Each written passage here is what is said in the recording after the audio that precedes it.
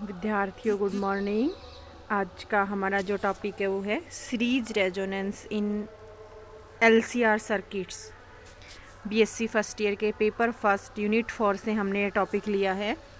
Electrical oscillations के under यह आता है series resonance in LCR circuits. सबसे पहले हम देखते हैं इलेक्ट्रिकल ऑसिलेशंस कितने प्रकार के हो सकते हैं।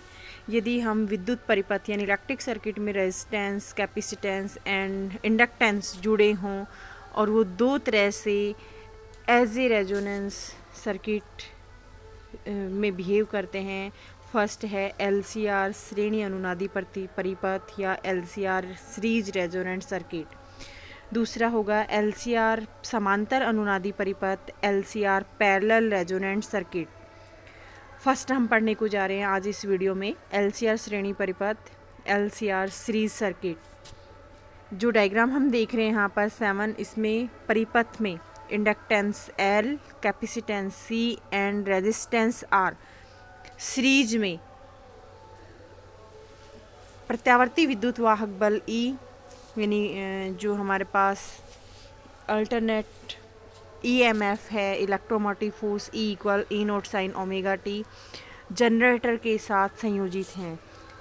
इस परिपथ में पर्णोदी दोलन उत्पन्न होते हैं।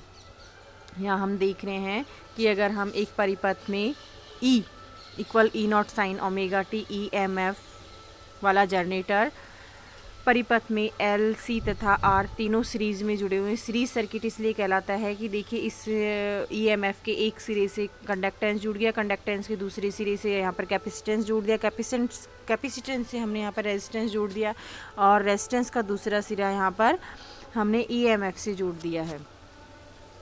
EMF इलेक्ट्रोमोटिव फोर्स है। तो ये सर्किट जो है हमारा सीरीज सर्किट कहलाता है। धारा परिवर्ती होने के कारण प्रेरक कुंडली L में प्रेरित विद्युत वाहक बल यानी EMF माइनस LdI/dt उत्पन्न होता है। यानी यहाँ हम देखेंगे कि L के सिरों पे जो विद्युत वाहक बल उत्पन्न हो रहा है वो हो रहा है माइनस LdI/dt। परिपथ में परिणामी विद्युत वाहक बल जो होगा, रिजल्टेंट जो होगा वो E माइनस LdI/dt होगा। अन्य अवयव जो हैं हमारे पास, अन्य एलिमेंट्स जो हैं, जैसे हम यहाँ पर बात करें C की एंड R की, अन्य एलिमेंट्स के कारण जो यहाँ पर विभव पतन है वो तुल्य होगा C पर जो विभव पतन होगा उसे हम Q/C लेंगे तथा R के सिरों पर जो विभव पतन होगा उसे हम IR से लेंगे। यानी टोटल हमारे पास यहाँ पर EMF है Q/C, IR तथा E माइनस LdI/dt। प्रेरित विद्युत वाहक बल E माइनस LdI/dt बराबर होगा IR प्लस Q/C।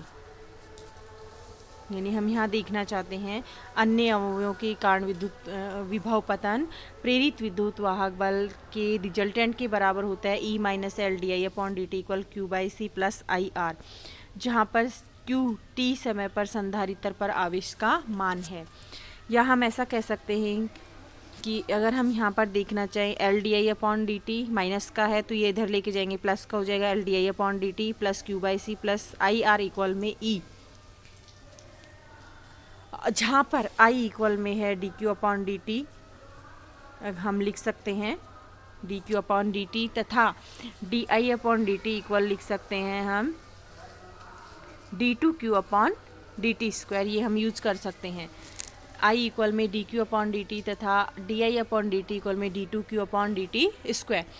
इस इक्वेशन में अगर हम ये सभी वैल्यूज़ पुट कर देते हैं और E इक्वल हम रख देते हैं E not sine omega T, तो हमारी नई इक्वेशन हमें प्राप्त होती है L d2Q/dt square plus Q/C plus R dQ/dt equal E not sine omega T d2Q/dt square plus. अब हम यहाँ देखना चाह रहे हैं, देखिए ये जो पूरी इक्वेशन है इस इक्वेशन को हम सिंगुलर फॉर्म में चेंज करना चाह रहे हैं d2Q/dt square plus R/L d2Q/dt plus Q/LC और इक्वल में E0/L साइन ओमेगा टी इस पूरी इक्वेशन में जो एल था d2q/dt² के मल्टीप्लाई में, उसको हमने सभी के डिवाइड में ले लिया है, तो ये चेंज हो जाएगा d2q/dt² प्लस r/l इक्वल में 1/2। r/l इक्वल में 1/2 हमने ले लिया है यहाँ पर, और 1/LC इक्वल में हमने लिया है ओमेगा नॉट स्क्वायर, तथा E0/L, E0 जो L है उसके लिए हमने ले लिया यहाँ पर अल्फ़ा नॉट। तो इक्वेशन हमारी चेंज हो जाती है d2q/dt² plus 1/2 dq/dt plus omega not square q equal alpha not sine omega t। Equation 1 ये जो है हमारी प्रणोदित दोलक के गति के समीकरण के तुल्य है, ड्राइवन हार्मोनिक ऑसिलेटर की इक्वेशन के सिमिलर है, जिसे हम इक्वेशन 1 कह रहे हैं, यानी ये इक्वेशन हमारी 1 है, की तुल्य है।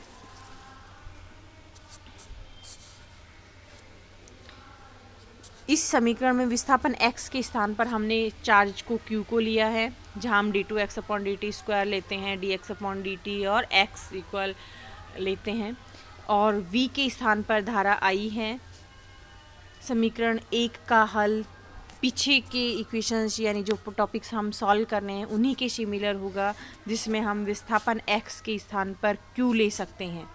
जैसे हम विस्थापन x के स्थान पर q लेंगे तो हमारे पास ये इक्वेशन आ जाएंगी नई। यहाँ पर x इक्वल x0 था, x equal x0 omega not square minus omega square plus omega square by tau square half, और sine omega T minus tan inverse omega upon 2 upon में omega not square minus omega square. x के स्थान पर q है, क्योंकि ये derivation हम similar ऐसा पहले भी कर चुके हैं। वहाँ x इक्वल हमने x0 लिखा था, और वहाँ पर जो x0 है उसकी वैल्यू ये है x alpha not upon omega not square minus omega square का whole square plus omega square upon 2 का स्क्वायर की पावर हाफ। अगर हम इस इक्वेशन को माने कि ये पूरी वैल्यू जो है Q नॉट के बराबर हो, तो हम इसे लिख सकते हैं Q equal Q naught sine omega T minus phi, जहाँ हमने Q नॉट को क्या लिया है, Q नॉट लिया है alpha not upon omega not square, alpha not upon omega not square minus omega square का whole square plus omega square upon 2 square और इस पूरे की पावर हाफ, तथा फाई इक्वल हमने लिया है tan inverse omega upon 2 upon omega not square minus omega square.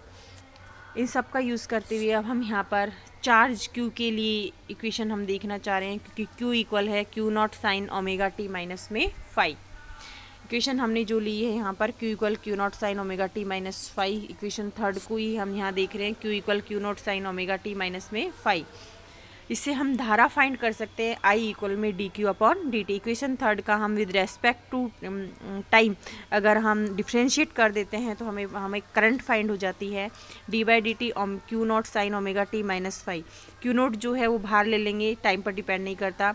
Sign का अवकलन करेंगे cos omega T minus phi, omega t का करेंगे ओमेगा मल्टीप्लाई में लग जाएगा, नहीं I equal Q not omega cos omega T minus phi, I equal I naught cos omega T minus phi. अगर इन दोनों क्वेश्चन को हम कंपेयर करें तो I नोट इक्वल हमने क्या मान लिया है Q not omega, I note equal Q not omega जो धारा आयाम कहलाता है, यानी करंट एम्पलीट्यूड कहलाता है।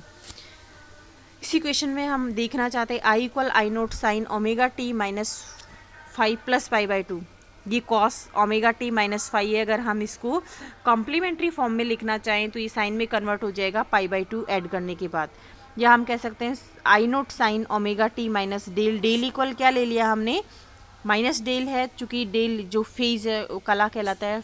डेल इक्वल में फाइव माइनस पाई बाई 2। यह इक्वेशन जो थी हमारी, ये जो इक्वेशन है 4 है वो चेंज हो जाती है I equal I not sine omega T minus में डेल, क्वेश्चन 4। जहाँ पर धारा आयाम कहलाएगा आई नोट इक्वल में ओमेगा, आई नोट इक्वल में है Q not omega, I not equal में Q not omega. Q not की वैल्यू हम पीछे इक्वेशन से लिखेंगे, इक्वेशन नंबर 4 जो हमने लिखी है वहाँ से लिखेंगे ओमेगा अल्फ़ा नॉट अपॉन में omega not square minus omega square का whole square plus omega square upon 2 square की पावर हाफ। इसी इक्वेशन में हम अल्फ़ा नोट ओमेगा नोट तथा टो का मान भी रख दें, चूँकि टो इक्वल में हमने माना L/R, omega naught square equal माना हमने 1/LC, और ई नोट अपॉन एल इक्वल हमने माना है अल्फा नोट। इन सब की वैल्यूज़ इस इक्वेशन में पुट करने के पश्चात I not equal E not upon 1/ओमेगा सी माइनस ओमेगा एल का whole square plus R square की पावर हाफ, और del equal tan inverse omega L minus 1/ओमेगा सी आर। ये इक्वेशन हमारी 6 है। इन इक्वेशन में चूँकि टेन डेल और 10 में हमने टी टो की वैल्यू रख दी है, तो ये आया हमारे पास ओमेगा एल माइनस 1/ओमेगा सी अपॉन आर। इक्वेशन 5 को ओम्स लॉ से कंपेयर करें हम तो I equal V upon R से पाते हैं। रेजिस्टेंस ओमेगा एल माइनस 1/ओमेगा सी का whole square plus R square, ये इम्पीडेंस के इक्वल होगा जिसे हम प्रतिबाधा कहते हैं। Z equal omega L minus 1/ओमेगा सी का whole square plus R square की पावर हाफ, जिसे हम प्रतिबाधा कहते हैं। अभी हम बात करेंगे श्रेणी अनुनाद परिपथ। श्रेणी अनुनाद परिपथ की सीरीज रेजोनेंस के लिए कंडीशन होनी चाहिए कि अगर परिपथ में मैक्सिमम धारा हमें फ्लो करनी है, उस कंडीशन में रेजिस्टेंस मिनिमम होगा, तभी वहाँ पर धारा अधिकतम प्रवाहित होगी। यानी जेड इक्वल में रेजिस्टेंस यानी इम्पीडेंस मिनिमम होना चाहिए। ओमेगा एल माइनस 1/ओमेगा सी का whole square plus R square की पावर हाफ क्या होनी चाहिए, मिनिमम। यानी इसका हम with respect to omega differentiation कर दें और वो ज़ीरो के बराबर हो, तो यही होगा d/d ओमेगा एल माइनस 1/ओमेगा सी का whole square plus R square equal में ज़ीरो। इस टर्म का हम डिफ्रेंशिएट करेंगे, इस पूरी को हम as it is x square लेते हैं तो 2x, यानी 2 ओमेगा एल माइनस 1/ओमेगा सी। उसके बाद ओमेगा एल का करेंगे यानी L minus 1/c as it is रहेगा। 1/ओमेगा का करेंगे डिफ्रेंशिएट यानी माइनस 1/ओमेगा स्क्वायर, या हम इसे नेक्स्ट फॉर्म में लिख सकते हैं 2 ओमेगा एल माइनस 1/ओमेगा सी एल प्लस 1/ओमेगा स्क्वायर सी इक्वल में ज़ीरो। यहाँ पर या तो ये ज़ीरो होना चाहिए, या ओमेगा एल माइनस 1/ओमेगा सी ज़ीरो हो, या एल प्लस 1/ओमेगा स्क्वायर सी भी ज़ीरो हो। हम मान सकते हैं 2 0 के इक्वल चला गया है, 2 0 चला गया, ये भी 0 चला गया, ये भी 0 चला गया, यानी इस कंडीशन में क्या हो सकता है कि ये सभी 0 होंगे। 0 होते ही हम देखते हैं कि ओमेगा एल माइनस 1/ओमेगा सी इक्वल में 0, या ओमेगा एल इक्वल 1/ओमेगा सी, या ओमेगा स्क्वायर इक्वल 1/LC। और जैसे हम यहाँ से स्क्वायर फॉर्म हटाते हैं इसकी, तो रूट में कन्वर्ट हो जाएगी। Omega equal omega not equal 1/√LC। Omega equal 1/√LC equal omega not, जहाँ omega not equal 1/√LC LCR श्रेणी परिपथ की अनुनादी आवर्ती कहलाती है, रेजोनेंस फ्रिक्वेंसी कहलाती है। इस घटना को श्रेणी अनुनाद कहते हैं, यानी रेजोनेंस सीरीज रेजोनेंस कहते हैं, और परिपथ श्रेणी अनुनादी परिपथ कहलाता है, सीरीज रेजोनेंस सर्किट कहलाता है। इस स्थिति में परिपथ में प्रवाहित धारा का अधिकतम मान होता है और परिपथ में प्रतिरोध पर निर्भर करता है। समीकरण 6 से हम मानते कि आई नॉट मैक्सिमम कब होगा, जब आर जो है जेड के बराबर होगा और जेड जो है वो मिनिमम होगा। यानी I not maximum equal E not by R, जब omega equal omega not equal 1/√LC, यानी अनुनादी आवर्ती पर जो करंट है वो मैक्सिमम फ्लो होगी और रेजिस्टेंस है वो मिनिमम होगा, आर के बराबर होगा। यदि धारा आई तथा प्रतिबाधा जेड का आवर्ती ओमेगा के साथ आरेख खींचे, जो श्रेणी परिपथ के लिए अभी डायग्राम देखेंगे के अनुसार प्राप्त होता है, ये वक्र अनुनाद वक्र कहलाते हैं, रेजोनेंट कर्व कहलाते हैं। अनुनादी आवर्ती पर धारा का मान अन्य आवर्तियों पर धारा के मान से अधिक प्राप्त होता है तथा प्रतिबाधा न्यूनतम होने के कारण अनुनादी आवर्ती पर धारा परिपथ में सुगमता से प्रवाहित हो जाती है, यानी आसानी से फ्लो हो जाती है। इस श्रेणी परिपथ को यानी धारा सुगमता से प्रवाहित होती है, इसीलिए हम इसे अलाउड सर्किट भी कहते हैं, यानी सीरीज रेजोनेंट सर्किट जो है वो अलाउड सर्किट कहलाता है। यहाँ हम 2 डायग्राम देखेंगे। ओमेगा का आई के साथ परिवर्तन, यानी ये हमारी रेजोनेंट फ्रिक्वेंसी है, इस फ्रिक्वेंसी पर जो करंट है वो मैक्सिमम फ्लो होती है, I maximum equal E not by R. दूसरा हम देखें, अगर हम एक अक्ष पे ओमेगा ले लें और आई ले लें, तो हम यहाँ देखते हैं कि जो जेड है वो मिनिमम होती है, यानी अनुनादी आवर्ती पर जेड का मान मिनिमम हमें प्राप्त होता है। Thank you.